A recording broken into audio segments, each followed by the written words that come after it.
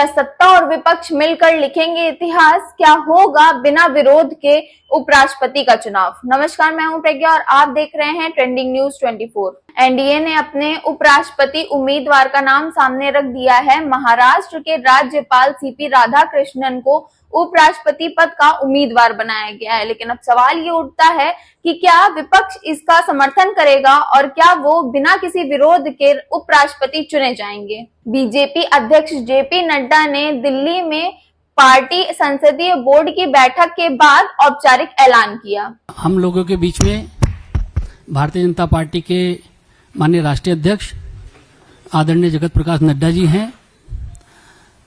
आप लोगों को एक महत्वपूर्ण घोषणा आप लोगों के समक्ष करेंगे।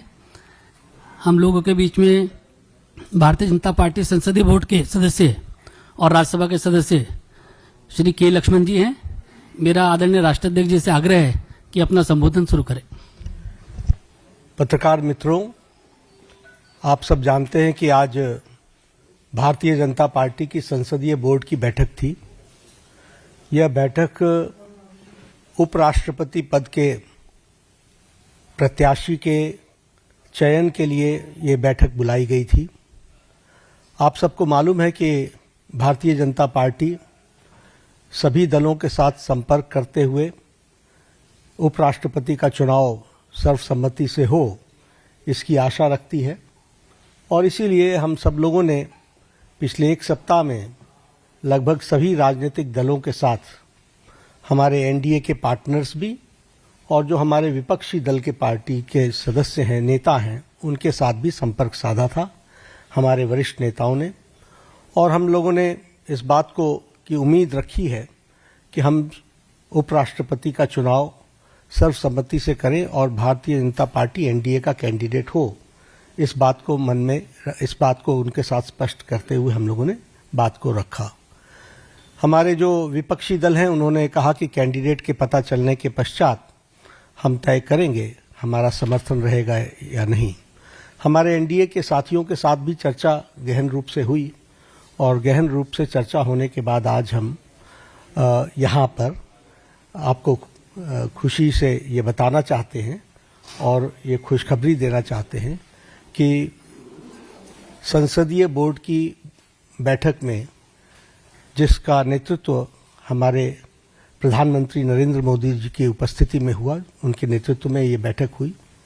सभी पहलुओं पर चर्चा हुई और नामों पर विस्तृत रूप से जो पार्टी में एक्सरसाइज हुई थी, उन सारे एक्सरसाइज के बारे में डेलिब्रेशन हुआ, सभी के साथ चर्चा हुई, सुझाव मांगे गए और उसके बाद फिर ये तय हुआ कि हमारे उपराष्ट्रपति के प्रत्याशी के रूप में हमारे महाराष्ट्र के राज्यपाल श्री सीपी राधाकृष्णन जी, चंद्रपुरम पुन्नासामी राधाकृष्णन जी, उनको हम एनडीए का प्रत्याशी बनाएंगे और वो एनडीए के प्रत्याशी के रूप में रहेंगे।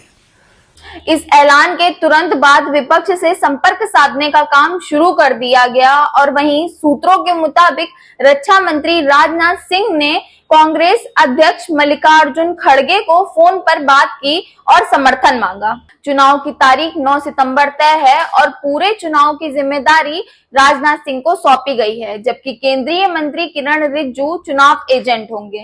और वहीं बीजेपी अब ये चाहती है कि इस बार उपराष्ट्रपति बिना किसी विरोध के चुने जाएं। तो आइए जान लेते हैं कि कौन है सीपी राधाकृष्णन। सीपी राधाकृष्णन जी का जन्म 20 अक्टूबर 1957 को तमिलनाडु के तिरुपुर जिले में हुआ था। राजनीतिक सफर आरएसएस और जनसंघ से इन्होंने शुरू किया था। 2 बार लोकसभा सांसद रह चुके हैं। संसद में स्थायी समितियों में सक्रिय भूमिका भी इन्होंने निभाई है। ताइवान जाने से पहले भारतीय संसदीय प्रतिनिधि मंडल का हिस्सा भी रह चुके हैं। वहीं तमिलनाडु बीजेपी अध्यक्ष रहते हुए 19,000 किलोमीटर की रथ यात्रा इन्होंने की थी। कोयर बोर्ड की अगर बात की जाए तो कोयर बोर्ड में अध्यक्ष रहते हुए इन्होंने रिकॉर्ड निर्यात भी किया था। झारखंड, तेलंगाना और महाराष्ट्र के राज्यपाल रह चुके हैं। पुडुचेरी के उपराज्यपाल रह चुके हैं। सीपी राधाकृष्णन कॉलेज में टेनिस चैंपियन और लंबी दूरी के धावक भी रह चुके हैं। संसद का मॉनसून सत्र शुरू होने से ठीक पहले जगदीप धनखड़ ने स्वास्थ्य कारणों से इस्तीफा दिया था, जिसके बाद उपराष्ट्रपति का पद खाली हुआ। अब निगाहें विपक्ष के फैसले पर टिकी हैं कि क्या वो अपना उम्मीदवार उतारेंगे या फिर सर्वसम्मति से सीपी राधाकृष्णन बिना किसी विरोध के उपराष्ट्रपति चुने जाएंगे। अपनी राय कमेंट जरूर करें और वीडियो पसंद आए तो लाइक एंड शेयर करें और बेल आइकन दबाना मत भूलिएगा ताकि कोई भी ट्रेंडिंग न्यूज आपसे मिस ना हो।